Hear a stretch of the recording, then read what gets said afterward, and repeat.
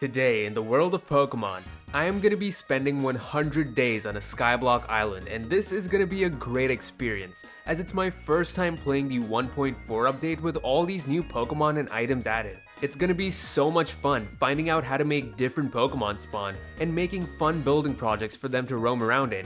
But most importantly, seeing all the new fainting animations. Yeah, that's gonna take a priority for me. So to start things off, I went with Tepig as my starter Pokemon, and I know what you're saying. Tepig? Really? Well, yeah, it's so freaking cute as a blocky model, and I love it to bits. And with the new update, I can finally nickname my Pokemon, so here we have Snooter. If you look around at the map, it's not your typical SkyBlock. It's custom made to be able to enjoy the Pokemon side of things a bit more, with a lot of biomes, from the desert, lush caves, deep dark. I mean, I can go on and on. So the first thing I did was grab the items in my chest, which included 5 Pokeballs, 3 potions, and some stuff to make a cobblestone generator. The objective is to build out to each island and get special items from the chest there that help me progress in the game. So the first one I went to was the Badlands, which had 10 obsidian to build a nether portal. But until I get a flint and steel, it isn't gonna be possible for me. While I was flattening out the Badlands, I saw the first wild Pokemon, which was a Maractus. Yeah, not so great, but then came a cute Sandshrew, which... okay. I then decided to go to the jungle biome because I needed to get my hands on a lot of wood to burn charcoal. But as I play through these 100 days, I am not gonna just wander aimlessly. I have 3 goals that I want to complete, which include catching 1 Pokemon of each type, catching 100 different species of Pokemon, so evolutions don't count, and finally, finding a legendary Pokemon. When I saw Wooloo, my eyes lit up because it was time for my first battle. A couple of embers later and it disintegrated into ashes, but with that it also dropped wool, which is gonna be important for a bed. As time went on, I was really selective about which Pokemon I battled, cause if you notice, I don't have a healing machine at my base. So if my Pokemon faints, it's gonna be bad news. I started expanding my SkyBlock island with stone that I cooked up, as Pokemon can't spawn on cobblestone. After all, if there's more land, there's gonna be more Pokemon. I will keep stating the fact that Cobblemon is amazing thanks to its animations. Like, for example, Tandemos is known for being the couple Pokemon, and if you finish it off, one of them catches the other as it falls and cries out in sadness. Like, that just got way too real. Pokemon continue to stay asleep if you sneak up on them, but if you make any movement, they get alerted and wake up. It's the small things that add so much immersion. By this point, I was doing pretty good. I crafted a bed and was able to evolve Tepig into Pignite. And let me tell you, that this goofy piece of crap can seem like a downgrade compared to the adorable Tepig, and yeah, it is. But now with the fighting type, it does pack a punch. I've been getting some useful type boosting items too, like a poison point from beating Cacnea and a hardstone from beating Dwebble, so I'll take these any day of the week. I was surprised to find my first wild starter Pokemon, and even though it was another fire type, I considered catching it. But then I got a critical hit, and that was the end of that. Besides my Pokemon fainting, I was also worried about my moves, since, you know, they can only be used a certain amount of times before they run out. And that's why the bed is so important, because it recovers your Pokemon by 50%. But the issue is that you can only do it at night, so it's kind of a trade-off. In the distance, I saw Cacturn, and this was my chance to add a brand new Pokemon to the team. So I potioned up my Snooter and got my balls ready for battle. Although, it didn't seem to take a liking to me. Okay. Huh. You piece of crap. After a little bit of casual depression, I thought the Dark Forest would be the perfect place to go and cry myself to tears. Within the chest was every single colored apricorn sprout, and then I began farming up all the dirt, cause dirt is actually an extremely valuable resource. There's no way to manufacture any more than what you start with, from what I know anyways. So now that I've created some farmland, I began planting the apricorns so that I can eventually make some different types of balls with them. At this point, I was desperate to add a Pokemon to my team, and who better than Flipping Sheep? No, not that sheep, Mareep. It's also a new Pokemon added, and who doesn't love Ampharos? After casually getting shafted by a Crustle, I went back to base, but noticed that there was an Oranberry just sitting on the ground. A Pokemon must have died and dropped it, most probably a Miltank. But yeah, Berries were a new feature in this update, so eventually we can do some brewing to craft potions and stuff. Yeah, this may not look so important, like my dude is just fighting a Durant, but the most crucial discovery was made. Freaking iron! Yeah, it drops raw iron, so this is gonna be my method for getting it. I can now use it to craft Pokeballs, a flint and steel to activate the Nether portal, and so much more. Even the smallest changes in the area can influence different Pokemon to spawn, so I put down a few flowers in the area and then just chilled out. I can look at Pokemon sleeping all day, and when morning comes, it's time to send them their goodbyes. I mean, this is SkyBlock. If you don't push something off the edge, then you're not making the most of it. Garganackle was really cool since I was seeing it for the first time, and I really wanted to beat it. So I evolved Mareep into Flappy, and that didn't really work out. The next biome I started to expand was the Frozen Peaks. It came with one of those amethyst crystals, which might lead to stuff like Sableye spawning, so I was pretty excited by that. So many new Pokemon started appearing, like Pidove, Teddiursa, Cetitan, and even Ditto. The base chest was pretty cool as it gave me quite a few gems, but like, what am I meant to do with 2 diamonds? Craft a diamond hoe? I mean, like, can I even say that? It was the first time that I'd seen Gligar in this mod, so I rushed over for a chance to catch it. I mean, look at it, it just has its tongue sticking out. But then somebody decided to make a surprise appearance, and from there, everything just descended into madness and chaos. And the only real loser was me. Even though that was disappointing, I had a chance at something even better. Chimchar! And even though it is one of my favorite Pokemon, it doesn't always work out, and that led to a pretty cranky death animation. But that battle gave Flaffy just enough experience to level up and evolve into Ampharos. Considering how slow it is, I think the way it walks suits it perfectly. It started snowing at the Frozen Peaks, and that gave me a thought. I could shovel up all the snow and craft snow blocks. Hopefully more ice types spawn now, but either ways it looks better than just using stone everywhere. Soon after, I made my way over the ocean biome, and within the chest were a few decorations, plants, and most importantly, a water bucket. So now I could finally make an infinite water source, and from there, could start working on my farmland. I plowed the fields and planted the few berries that I had side by side, and the reason for that is because they actually have a small chance of crossbreeding to produce a brand new berry. So you can get like stuff like the Lum or the Lepa berry, which are actually quite rare. But now that I had unlimited water, I actually envisioned of making a huge aquarium in the ocean biome. After all, nothing's gonna spawn there without water. Before I knew it, Pignite was more than ready to evolve. I just didn't realize how the time flew by. But now I got myself an Embor baby, and it is looking straight fire. It may be porky, but it looks like a gangster. So a couple of quick notes. Electabuzz drops redstone, so that's how I get that. Onyx has one of the best animations, like props to the guy who worked on that one, dude.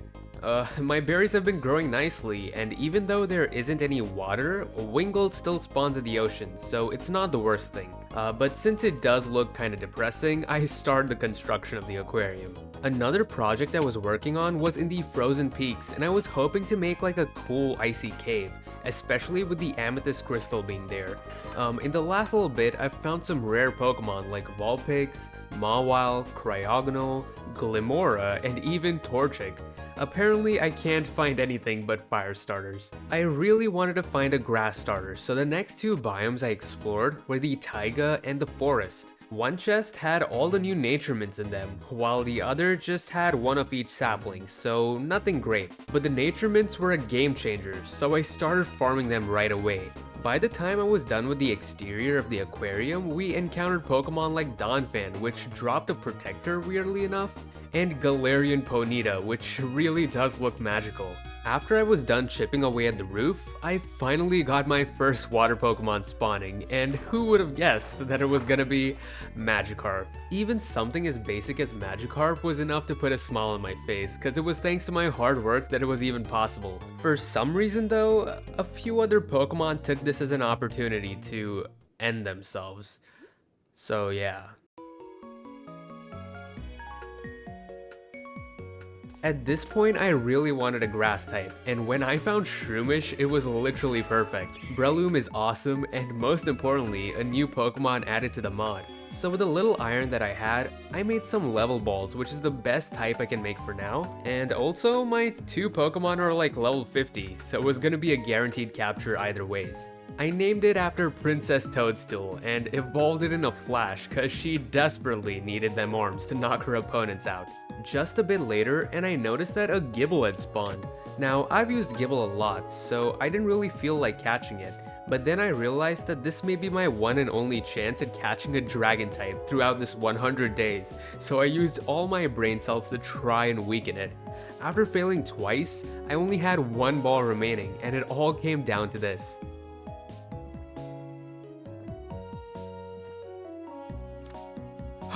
There we go. The desert was the next biome I chose to explore, and this was kinda crucial as we got a decent amount of sand from breaking it down. On top of that, I found a buried chest within the island and it had some insane items like an XP share, lucky egg, and even a blaze rod. In time, there were Pokemon like Shinx and Cubone spawning there, and it's always nice to see something new. The same thing happened in the aquarium when I made the lower wall a bit higher, so that the game thinks that it's submerged, and that small change was just enough to make Pokemon like Arrokuda and Wooper spawn.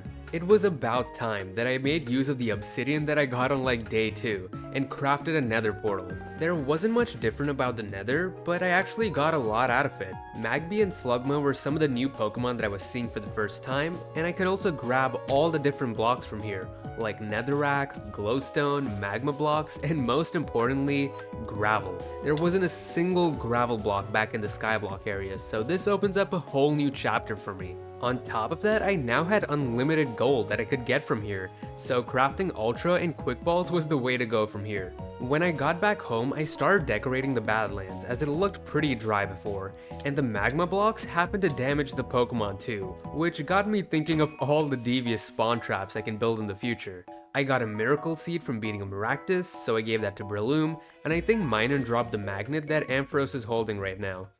At some point Gengar showed up, and if you compare the differences in the previous versions, then this is a great step up. Just a bit later, a Skrelp spawned, and it's quite an underrated Pokemon that doesn't get talked about too much. But the cool thing is that it spawned only because there was kelp in the area. Now, since I had both gravel and sand, things were gonna change around here, cause I can craft concrete blocks. Believe it or not, but just adding a few concrete blocks in different chunks can make a huge difference. They fulfill the urban condition, which made it so that more domestic Pokemon that you see around in cities spawn. We got a lot of puppers from Fido, Growlithe, Mastiff, Lillipup, Yamper, and it goes on and on. The same thing happens with Redstone, as it gives a chance for Magnemite to spawn, which also drops iron, so my options are now growing. I also did catch a Wooper, as I wanted it to be my travel buddy. I mean, seeing a Pokemon on your shoulder just lifts the mood. I've been so focused on building, but now I can actually take my time and enjoy the new Pokemon. Varoom was a new one to me, so I decided to catch it, and it got me thinking on whether someone can actually make that huge Starmobile thing from the actual games. I think that would be pretty creative and cool. Snubbull was a dog Pokemon that I never thought I would use, but it looks so freaking cute in Cobblemon that I just had to have it. While I was placing gravel in the aquarium, a Steelix spawned out of nowhere, and it looks just as good as Onix. I threw a quick ball, but little did I know that that was gonna be my only attempt as it went off the edge. Luckily it worked out, and now I have a massive Pokemon that just towers over everything. A little part of me might just be a sadist, because I was super pleased with myself that the platform of death that I had built was actually working. After a while, I can just come in and scoop the items up with my head held high. By the way, if anyone else wants to play this SkyBlock map, you can check out the one available in their official Discord made by Toonskin. Thank you so much for making this. The only islands that were left to explore were the ones on the outskirts, so I started off with the lush biome where Quagsire gave me a warm welcome. Within the chest were the Energy Root, Revival Herb, Medicinal Leek, and Vivichoke. Basically all the items needed to brew up potions and elixirs. I wish there was a chance that when you encounter Voltorb, it immediately explodes like a creeper. I mean, that would be super cool, right? I've seen a lot of regular Meowth, but dropping the concrete block in the icy biome allows it to become the Viking form from Galar, which just goes to show the different combinations coming together. While I was waiting for my new herbs to grow, I basically upgraded the entirety of the Badlands and the desert to have more of a gravelly nether theme to it, cause honestly, there isn't enough sand for me to make the dunes. Now, when it came to potion brewing, the first thing I needed was bottles. Sand is limited, so the best alternative for me was to kill Combi as they have a chance of dropping a honey bottle. I then just slurp up the honey and then use the bottles to make medicinal brews when brewing them with the medicinal leek that we've been growing on the surface of water. This medicinal brew becomes the base of all of our potions, so from here, we can mix them up with different berries and roots to create different items. For example, I use the Hopo berry, which you can get from crossbreeding, to make elixirs to restore my Pokemon's moves. From there, I could make them max elixirs by using a pep-up flower that you can get from harvesting revival herbs. So on and so forth. Coughing started spawning around the place, and my only guess why is because it's the pollution Pokemon and fits under the urban category. Apparently, if you make a beehive and place it down, that increases the spawn chance of Combi and Vespiquen by 25 times, but I didn't really notice too much of a change. When I eventually got around to expanding the taiga, a lot of new Pokemon were brought into the mix, from Galarian Zigzagoon, Starly, Fletchinder, Fortress, and Emolga. No! Steelix, why'd you kill it? No! You fatty! Now that I pretty much had an unlimited supply of Pokeballs, I was just busy catching all the Pokemon I could find to complete the 100 species and 18 type goal. The next biome I headed to was the Deep Dark and got a chest with an anvil inside of it. The thing about the Deep Dark is that most of the Pokemon will probably end up being cave Pokemon that have been spawning at every other place on the map, so it didn't really seem worth it for me to expand. But I did decide to make the jungle biome a bit bigger, which made it so that a ton of new Pokemon started appearing. Ambipom looked fantastic, by the way. Then there was Venipede, Bellsprout, and Execute, to name a few. It probably wasn't the best investment, but I used up some of my iron to make a pair of shears. Using that, I could then get a bunch of leaves and start placing them around the jungle to make the area feel more natural. Eventually, I found another Phantom, and this time I caught it. So we now have Samuel Oak added to the team. Later on, I found a Beldum, which was the first genuine one I found in this mod. Catching it was going to be nowhere near easy, since it has a legendary catch rate, and on top of that, it just ended up killing itself with takedowns, so there's that. I really wanted to see what the Deep Lush biome had to offer since I haven't played much of the newer Minecraft versions. It took me a couple of days, but it looked pretty good to me. The only issue was that it was very stony. Poliwag and Morlul were the first few ones to spawn, and as time went on, my aquarium was also filling up with the likes of Staryu, Shelder, Carvana, and even Pukumuku, but they only spawn from time to time, and I want the vibe to be immaculate. That's when I discovered that the Mushroom Island, which was seeming to be the most useless, was actually holding a hidden gem, the Pasture Block. This machine literally allows me to make my aquarium a dream, as I can just place it and add all the Pokemon I want to swim around in the area. Somehow I got yet another fire starter, but it was probably the cutest one of them all. Do you guys agree with that, or is something more like Braixen up your alley, huh? Sometimes you just look at a Pokemon's animation and you just think to yourself, damn, I wish I was half as talented as the person who created some of this stuff, cause it just looks amazing. Just take a moment and imagine a few years from now, and every Pokemon being in the game, breathing life into it and adding their own magic to the world. On top of that, if move animations were to be a thing, that would be insane, although that would take a lot of time. So here's an idea for the devs. If making custom move animations for every single Pokemon seems like a stretch, just add signature moves like Volt Tackle Pikachu or Dragon Ascent Rayquaza, stuff like that. While I was rambling, I went to the Icy Plains, which was the final biome, and it surprisingly had an enchantment table in it. Pretty late into the game, but I can still make some good use of it. I also realized that you can bone meal the mossy stuff with the Deep Lush, so it covers the entirety of the stony area. A few days down the line, we had some new spawns from Yanma, and even a fossil Pokemon being Kabuto. Shuckle actually looked super cute, which I never thought I would say out loud. Around 80 days in, and I finally discovered that Sableye drops diamonds. I mean, I've been slaughtering these things left and right, but it took this long for one to finally drop it. So with not many days left in this challenge, I decided to make a diamond pickaxe, even though I felt like it would have been a waste. From there, enchanting it with efficiency and unbreaking made it even better. And honestly, do not underestimate the value of this, cause so far I've been grinding cobblestone with stone pickaxes and this just tripled my output. I wanted to make the icy plains nice and fancy, so I started working on it. From this, all the way to this. Not too shabby, I'd say. The most common Pokemon here were Standler and Swinub, but in time a whole freaking Vaporeon spawned, which was insane. Besides that, there was also a Jinx, but I don't know whether to celebrate or be creeped out. A few Lapras spawned on top of my aquarium, and this was the big fish I was hoping for all along. It's such an elegant Pokemon, and it's pretty cute in the sense that however far away I am, I can always catch a glance of it, which makes me so happy. So far, the Dark Forest has been average at best, but then Mimikyu popped up. I was kind of forced to have this thing on my shoulder as I'm holding on to dear life. We were in the final 10 days, and I was pretty happy with the journey I've gone through to bring all these islands and Pokemon together. But the jungle and taiga did look pretty sad, so this was my last attempt to shape them up, growing the huge trees for the jungle and adding a few more leaves. I mean, it was so good that Trico came out of hiding. Finally, my first grass starter, and I caught it in a flash. It took a few days, but I was done with the taiga. I didn't really know how to give it a good theme, but I decided to give it a crescent moon mountain, which also acts like a roost for birds. Just imagine Ho-Oh sitting on top of that crap. I'm waiting for the day we can make stuff like that happen.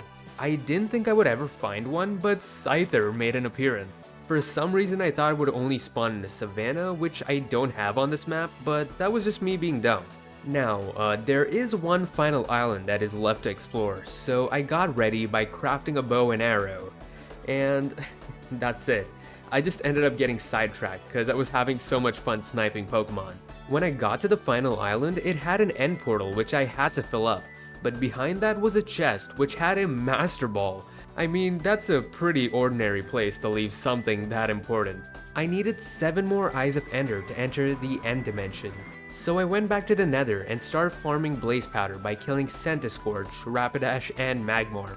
Every night, I was just hoping for Abra and Ralts to spawn, as they were the ones who have given me my Ender Pearls so far.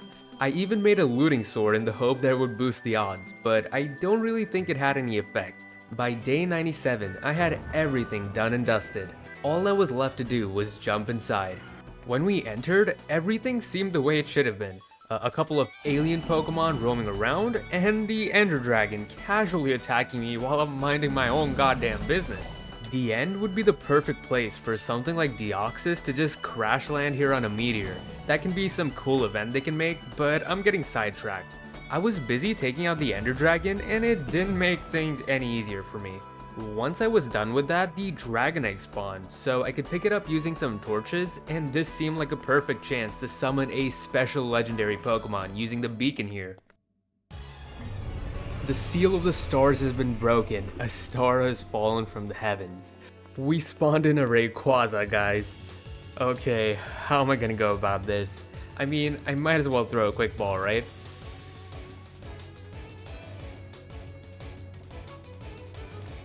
Are you freaking serious?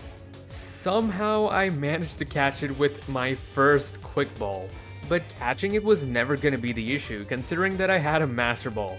What I really wanted to see was whether my team can beat the level 100 Rayquaza in a battle, and I think it's fair to say that it's not gonna be easy.